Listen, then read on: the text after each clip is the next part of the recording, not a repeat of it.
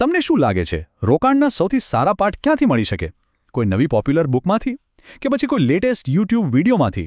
વેલ, તમને જાણીને નવાઈ લાગશે કે કેટલાક સૌથી શક્તિશાળી પાઠ તો 60 વર્ષથી પણ જૂના એક સ્ત્રોતમાંથી આવે છે. ચાલો આજે આ જ રસપ્રદ વાતને જરા ઊંડાણથી સમજીએ. અને જુઓ, આ એ જ પત્રની અસલી છબી છે. એટલે આપણે કોઈ થિયરીની વાત નથી કરી રહ્યા, આપણે સીધા ઇતિહાસના પાનામાંથી શીખી રહ્યા છીએ. આ એક એવો વાસ્તવિક દસ્તાવેજ છે જેણે, સાચું કહું તો, અબજોની સંપત્તિનો પાયો નાખ્યો હતો. તો આજે આપણે શું જોવાના છીએ? સૌથી પહેલાં આપણે 1959ના એ ઐતિહાસિક પત્ર પર નજર કરીશું. પછી એ સમયના ઉત્સાહી બજારને સમજીશું. ત્યારબાદ એક રસપ્રદ કેસ સ્ટડી જોઈશું, એક ઓછી કિંમતવાળી બેંકનો. અને છેલ્લે સૌથી અગત્યનું, આ બધી વાતોમાંથી આજના રોકાણકારો માટે શું શીખવા જેવું છે એના પર વાત કરીશું. સારું, તો ચાલો શરૂ કરીએ. આપણે સીધા જઈએ છીએ 60 વર્ષ પાછળ, એક એવા સમયમાં જ્યાં ના ઇન્ટરનેટ હતું, ના સ્માર્ટફોન. પણ રોકાણના જે સિદ્ધાંતો ત્યારે કામ કરતા હતા એ આજે પણ એટલા જ સાચા છે. હવે કોઈ પણ ઇન્વેસ્ટમેન્ટ સ્ટ્રેટેજીને સમજવી હોય ને, તો એ સમયનું બજાર કેવું હતું એ સમજવું બહુ જ જરૂરી છે. અને વાત કરીએ 1958ની, તો ત્યારે બજાર કહી શકાય કે ખૂબ જ ભાવનાત્મક હતું. અને આ શબ્દો બીજા કોઈના નહીં પણ ખુદ વોરન બફેટના છે. જુઓ, તેઓ બજારને કોઈ ટેકનિકલ ચાર્ટથી નહીં પણ લોકોના સ્વભાવ સાથે જોડી રહ્યા હતા. એમનું કહેવું સિમ્પલ હતું. લોકો લોજિકથી નહીં પણ ઉત્સાહ અને આવેગમાં આવીને નિર્ણયો લઈ રહ્યા હતા. એટલે કે સાવ સાદી ભાષામાં કહીએ તો લોકો એટલા માટે ખરીદી રહ્યા હતા કારણ કે બીજા બધા ખરીદી રહ્યા હતા. એક જાતની હર્ડ મેન્ટાલિટી હતી. કોઈ કંપનીનું સાચું મૂલ્ય શું છે જોતું જ નહોતું. બસ વધતી કિંમતો પાછળ દોડ હતી. અને આ નવા રોકાણકારો માટે એક બહુ મોટી શીખ છે. એક ચેતવણી પણ કહી શકાય.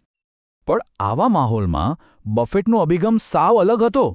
જ્યારે આખું બજાર એક દિશામાં દોડતું હતું, ત્યારે બફેટ આ બધા ઘોંઘાટથી દૂર શાંતિથી એવી કંપનીઓ શોધી રહ્યા હતા જેના પર કોઈનું ધ્યાન જ નહોતું. ભીડથી અલગ ચાલવાની આ જ વિચારસરણી તેમની સફળતાનું પહેલું પગલું હતું. તો ચાલો જોઈએ કે આખરે આ કામ કેવી રીતે કરતું હતું. ચાલો હવે ખાલી થિયરીની વાત નહીં કરીએ, પ્રેક્ટિકલમાં જઈએ. બફેટે પોતાના પત્રમાં એક રિયલ લાઈફ ઉદાહરણ આપ્યું હતું. ચાલો એ જ જોઈએ, જેથી ખબર પડે કે તેમની આખી વિચારસરણી ખરેખર કામ કેવી રીતે કરતી હતી. હવે આગળ વધીએ એ પહેલાં આ એક કોન્સેપ્ટ સમજવો બહુ જ જરૂરી છે, ખાસ કરીને જો કોઈ રોકાણની શરૂઆત કરી રહ્યું હોય.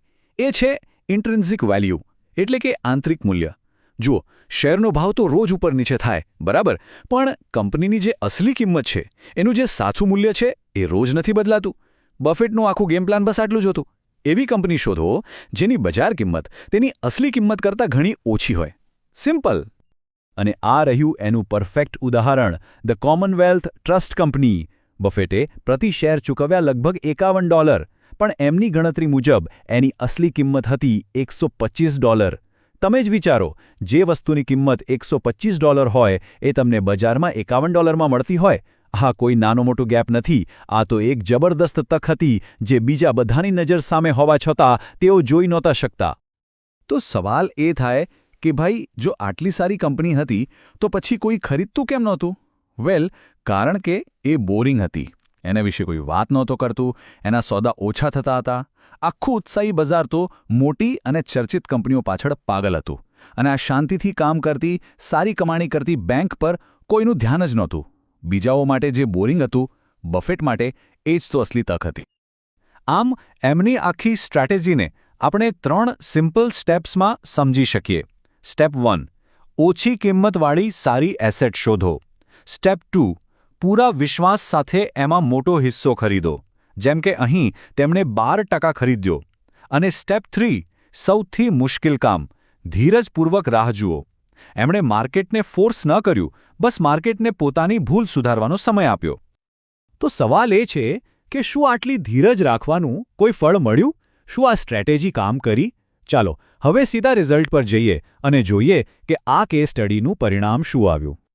$80, આ એ કિંમત છે જેના પર બફેટે પોતાનો હિસ્સો વેચ્યો. યાદ છે ને? ખરીદ્યો હતો $51માં અને વેચ્યો $80. મતલબ કે 1 વર્ષ કરતાં પણ ઓછા સમયમાં 50%થી વધુનો નફો. અને એ પણ એવા સ્ટોકમાં જેની સામે કોઈ જોવા પણ તૈયાર નહોતું. પણ ખરી મજા તો હવે છે. જો એ વર્ષે બજારમાં જબરદસ્ત તેજી હતી અને ડાઉ જોન્સ એવરેજ 38.6% વધ્યો હતો અને બફેટનું રિટર્ન 38.5%. લગભગ સરખું જ. આનો મતલબ શું થયો? આનો મતલબ એ થયો કે બજારની પાછળ ગાંડાની જેમ ભાગ્યા વગર પણ શાંતિથી, લોજિકથી રોકાણ કરીને પણ તમે તેજીવાળા બજાર જેટલું જ વળતર મેળવી શકો છો, અને એ પણ ઘણા ઓછા જોખમ સાથે. સારું, તો આ આખી વાતને હવે ભેગી કરીએ.